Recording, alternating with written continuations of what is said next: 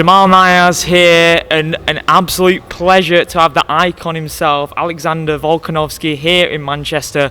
Greatest featherweight of all time, as I mentioned off camera there. I appreciate that. How excited are you for 304, man? Yeah, I'm very excited. Never been to England before, so to be here in Manchester, to see everything, mate, all the old structures and buildings and all that, it's unreal to see. But obviously a great card, so looking forward to that.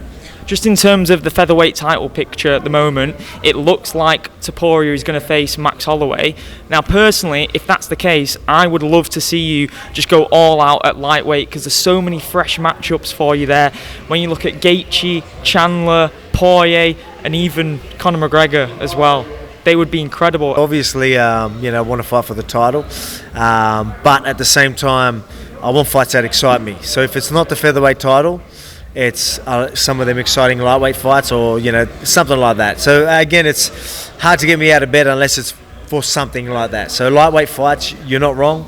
A lot of exciting fights there. When you look at the names I just mentioned there, when you look at Chandler, Poirier and Gaethje in particular, they've had absolute wars in between them all. And you're no stranger to a war. You've had a war once in a while yourself, but in terms of the way you absolutely dominate opponents on the feet and on the ground, do you feel that you wouldn't get sucked into a war with those guys? Oh man, no, I wouldn't. Obviously, if it turns out to be that fight, it turns out to be that fight. But usually, the idea for me is not to just go punch for punch with somebody. The idea is to land on them and then not land on me. It ain't always going to be the case though. But I mean, you've got a lot of exciting fights at that where, even though I might try to, I wouldn't say play it safe, I might try and have actual strategy, but I mean, you're going to have guys like Gaethje's and Chandler's and all that where you're going to have there's nothing you can do really. It's going to be one of them type of fights. That's just how it's going to be, and which is going to be exciting for the fans anyway. So there's a lot of exciting fights, but obviously nothing booked, no real plans just yet.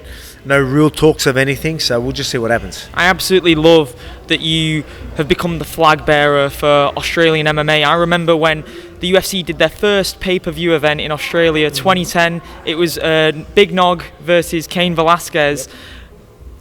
When I was watching that fight, when I was still in high school, I was thinking, it's going to be a long time before we see even a title contender to come from Australia. Now, when we look at what you've achieved at the absolute forefront of that picture, you've won a belt and you've got guys all around you from that region of the world competing for belts, looking like they're going to be competing for belts in the future. How much honour do you feel representing your country in that way? Yeah, man, a lot. So there's a lot of young talent that are getting into MMA at the moment. Before, it was a sport that not many people got into, and obviously it's growing so much. So we've got a lot of great young athletes, and then they've got guys like myself, Robert Whittaker, you name it, from our side of the world, doing what we're doing, and from small towns. So we're showing these kids that anything is possible. You know what I mean? So so there's, mate, I go and watch a lot of the local shows as well, and we've got some incredible talent from Australia, New Zealand sort of region. So expect a lot more great fighters coming from our way. I had the same sort of vision for us as well here in the UK. It seemed like we would never get a champion from our shores. Now we've got two fighting on Saturday night as well, and you look at other areas of the world, they're really catching up as well. The way that this sport is accelerating is frightening, isn't it? Not frightening is a good thing, but you're right, it is accelerating a lot. It's crazy how quick it is growing, but definitely not frightening. That's what we want. We want it. Yeah, I know what you mean. But we want that global expansion that Dana talked about way back in 2010. It is crazy how fast it is. They say it was the fastest growing sport. Remember, even 15 years ago, I was saying that.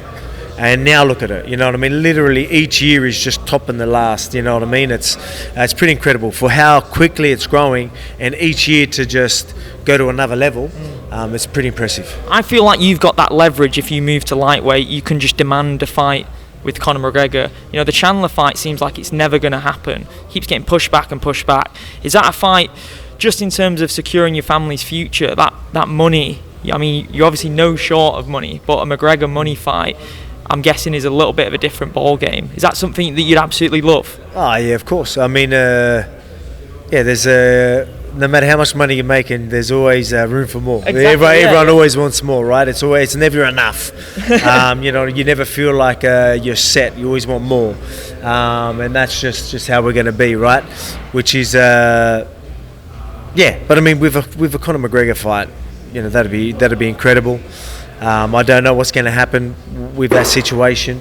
But yeah, it's definitely a fight that I would love to have. It's something that I've always wanted. There's still a bit of a story there in the fact that he's the only other featherweight champion that I haven't beat. Yeah. Haven't fought. So obviously now Ilya, so I fought him, but I haven't beat him. So I've got to go get that belt back. But I'd love to do something with with Conor. Yeah, for that reason. How do you envision a fight with Conor going? Obviously, again, he's a very sharp, very dangerous sort of fighter, but, obviously fighting the right strategy. Everyone knows I can make good adjustments, fight the right fights, and, we know we could gas him out pretty early and have our way with him. But he's going to be a dangerous man in that first round, so you better be ready and have the right strategy. You and Max Holloway have so much history.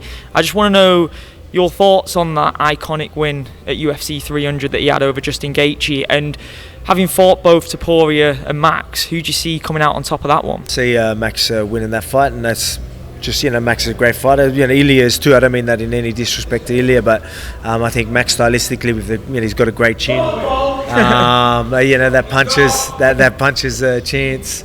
That Ilya has is going to be very hard with someone like with Max, and with the Max and the Gaethje fight, I wasn't surprised at all. I expected, I wouldn't say expected him, but I picked, Max to win. I was quite surprised how people thought he didn't stand a chance. I was blown away by that. What would you say is your most complete performance in your career? You've had so many incredible moments. Look at Korean Zombie, Yair Rodriguez, that Max Holloway trilogy. You dominated it from start to finish. Out of all those performances, what would you say you would be the most proud of? The Max third one is going to definitely always be up there. Obviously, there's a lot of history there, especially from the second fight. A lot of people, were with the controversy, people carrying on, and then I was like, all right, I'll show you what it's like. So I was able to just completely shut everyone up with that one, if that's the right way of putting it. Like, I was able to just be like, all right, there's nothing else we can say.